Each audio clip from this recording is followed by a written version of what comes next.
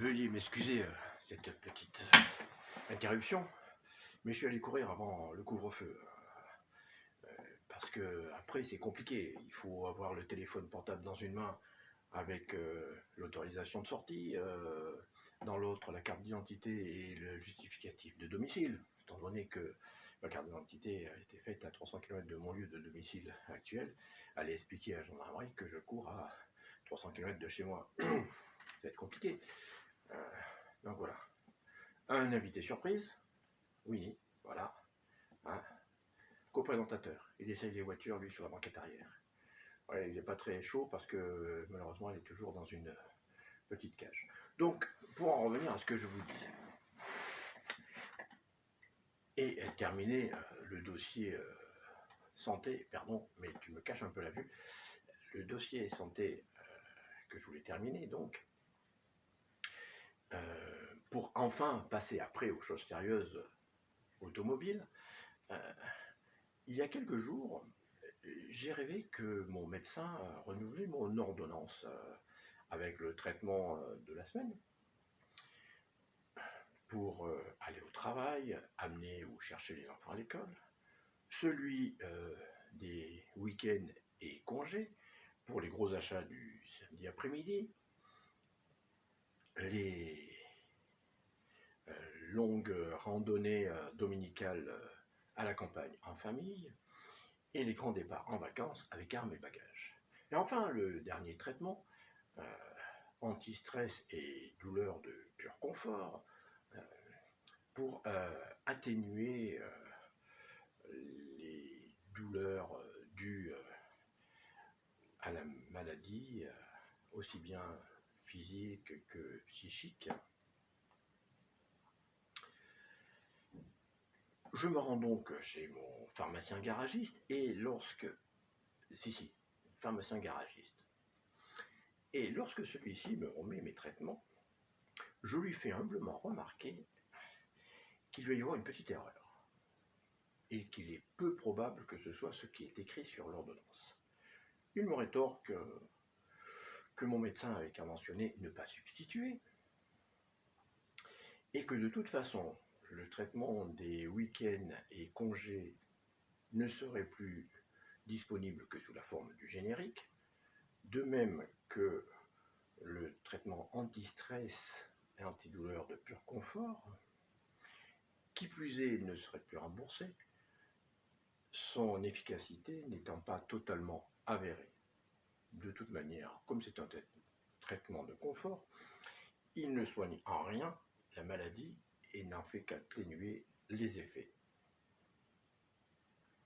Joli point de vue. Je lui demande si ces traitements se prennent de la même façon et si leur efficacité est tout aussi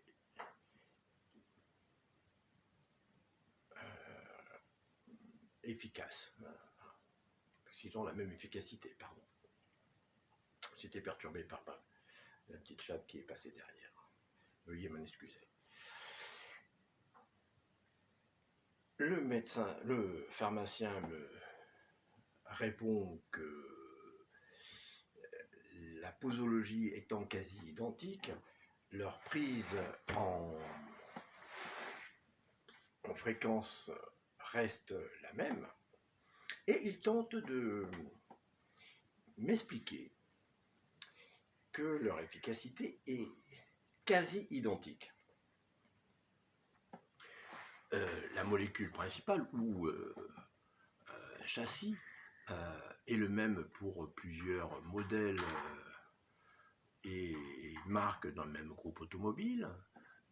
Seuls les excipients ou accessoires, c'est-à-dire train roulant, aménagement intérieur, direction, amortisseur, etc., sont différents. Ce qui fait qu'ils sont quasi aussi efficaces. Ça faisait un quasi de trop. Je me suis réveillé en sursaut et en transpiration. Le temps d'émerger, je traverse la chambre courant, déballe les escaliers, ouvre la porte du garage à pharmacie, allume la lumière, et soulagement. Mes 3 traitements habituels sont bien là. Ma Renault Clio, mon Land Rover Defender et mon Alfa Romeo Giulia.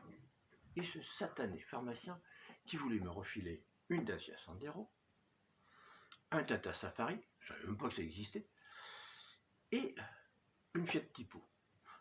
Une Fiat Tipo en anti-stress. Non mais je rêve, c'est là. C'est là que je me suis réellement réveillé de ce mauvais rêve ou cauchemar. Ce qui m'a fait prendre conscience d'une chose, c'est qu'en maladie, déjà nous n'avons pas choisi de l'être. Ensuite, nous ne sommes pas égaux. Et nous n'avons même plus le choix des traitements. Même lorsque le médecin marque à ne pas substituer, de plus en plus, on ne trouve plus que des génériques sur le marché, les autres étant abandonnés. À d'autres pays peut-être, mais en tout cas, plus disponibles en France. Alors quand c'est une petite grippe qui va durer quelques jours, ce n'est pas très grave. Les effets secondaires non plus ne sont pas très graves. Pour 2-3 jours de plus, quelle importance. Mais quand c'est à vie, c'est un autre problème.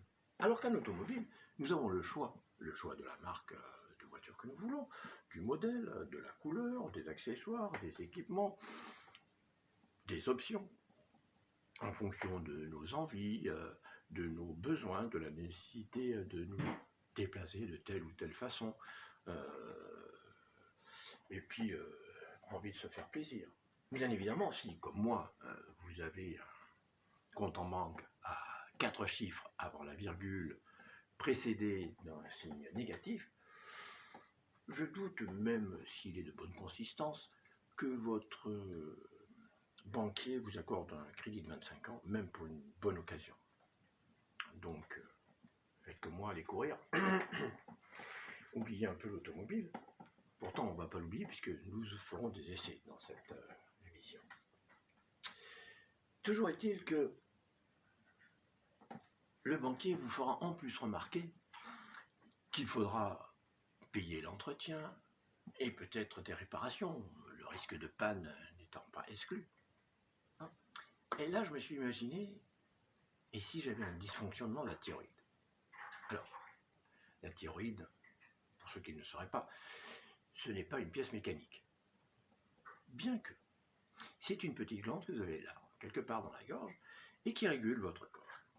Et lorsqu'elle ne fonctionne pas, fonctionne mal, ou vous avez été enlevé pour une raison ou une autre, vous avez un traitement à vie qui s'appelle le Lévothyrox. Beaucoup de patients se sont mis en association depuis 2 ans. Une grande actrice également, très grande, plus par le talent que par la taille, dont je tairai le nom, point pour les mêmes raisons que le maire tout à l'heure, ou point pour l'échec qu'elle risque d'avoir avec ce combat, elle qui n'a eu que des succès, que ce soit au cinéma, à la télévision ou au théâtre. Je tairai son nom également parce que j'ai trop de respect pour la personne, pour son talent et pour ses engagements personnels. Et puis, je ne lui ai pas demandé l'autorisation. Toujours est-il que ces personnes-là, actrices et malades atteints de ce syndrome, ne réussissent pas à obtenir gain de cause. Alors, l'État a dit effectivement, on a arrêté l'ancienne formule en France parce que c'est un peu comme si on arrêtait la dernière des Clio, parce qu'il y a des gens qui sont intolérants au lactose. Le lactose, je rappelle plutôt que c'est un produit qui se vend dans les supermarchés, c'est du lait, ni plus ni moins, d'accord? Alors très bien d'avoir pris conscience qu'il y avait des gens intolérants au lactose, mais quand ils ont changé la formule, ils ont dit que les autres personnes qui, eux, n'étaient pas intolérants au lactose, n'avaient aucune raison d'être intolérants au mannitol, qui remplace le lactose, produit que je rappelle strictement interdit en alimentaire, mais un médicament n'est pas une denrée alimentaire, me rétorquera-t-on. Bien évidemment, on l'avale, mais ce n'est pas alimentaire. Toujours est-il que on a dit que c'était psychologique leur problème. Et que s'ils faisaient un rejet ou des effets secondaires de ce traitement, c'était uniquement dû à leur cerveau. L'intolérance au lactose ne serait-il pas la même chose? Ou alors j'ai pas tout compris. Je sais très bien qu'on peut être intolérant au lactose, mais pourquoi ne serions-nous pas au mannitol? C'est une petite question comme ça. Voilà. Donc, pour faire la petite différence qu'il peut y avoir dans les effets secondaires, prenez une Clio. Une Clio, vous avez une esthétique qui est plutôt agréable, vous avez une voiture qui à l'intérieur est bien finie avec des matériaux moussés, de bonne qualité, vous avez un confort de siège et de suspension fort agréable, vous avez une tenue de route quasi parfaite et une direction précise. Prenez une Dacia Sandero, qui n'est pas une mauvaise voiture, certes, mais les effets secondaires vont être plus importants. Vous allez rentrer dans une voiture qui, même si esthétiquement peut plaire, incontestablement, elle est plutôt jolie.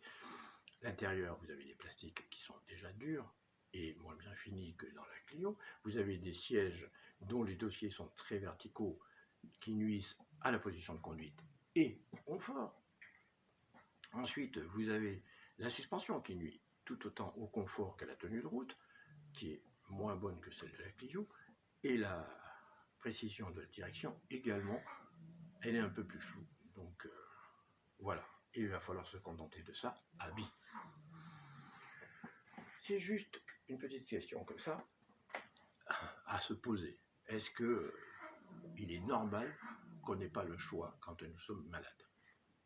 Ensuite, il faut savoir que le ministère de la Santé reconnaît qu'il y a plus de 27 000 personnes qui achètent leurs médicaments à l'étranger pour avoir la formule qui correspondrait à la Clio. Ce qui veut dire que déjà ils ne sont pas remboursés, qu'ils payent des frais de port et que souvent ils payent leur traitement beaucoup plus cher qu'ils le paieraient en France.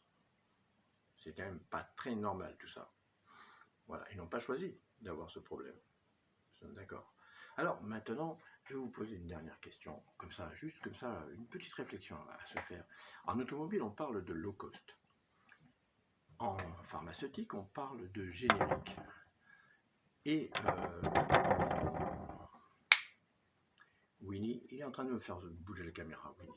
Tu sors de là, Winnie, s'il te plaît. Excusez-le, il veut être une star aussi, quelque part. Donc, je disais, quand on est dans les accessoires de mode et de luxe, pardon, il me fait perdre mon latin, de luxe, on parle de contrefaçon. Mélangez les trois termes et les trois secteurs d'activité, et dites-moi, hormis juridiquement, quelle est la différence? Voilà, j'en ai terminé avec la partie médicale. Je serai peut-être plus à l'aise quand je parlerai aussi d'automobile, ce que nous allons faire. Donc, on va passer aux voitures qui ont fêté leurs 50 ans en 2020, donc nées en 70, en essayant d'être le plus exhaustif possible, en essayant d'en oublier aucune, mais de ne pas s'être trompé sur les dates. Alors n'hésitez pas à nous envoyer vos réflexions si besoin est. À l'adresse c'est condest, condest.pyt@gmail.com. Je ne sais pas si on vous répondra individuellement, tout dépendra le nombre de personnes qui poseront leurs questions. J'espère que je ne vous ai pas trop ennuyé avec la partie médicale, mais j'y tenais, parce que même si moi, personnellement, je n'ai pas ce problème de thyroïde, je trouve qu'il est dommage, et pour tout traitement, j'ai pris cet exemple-là parce que je suis touché directement par une personne qui m'est chère, à laquelle je tiens beaucoup, et que je vois le moral et la santé se dégrader à cause de ça, et c'est pas normal.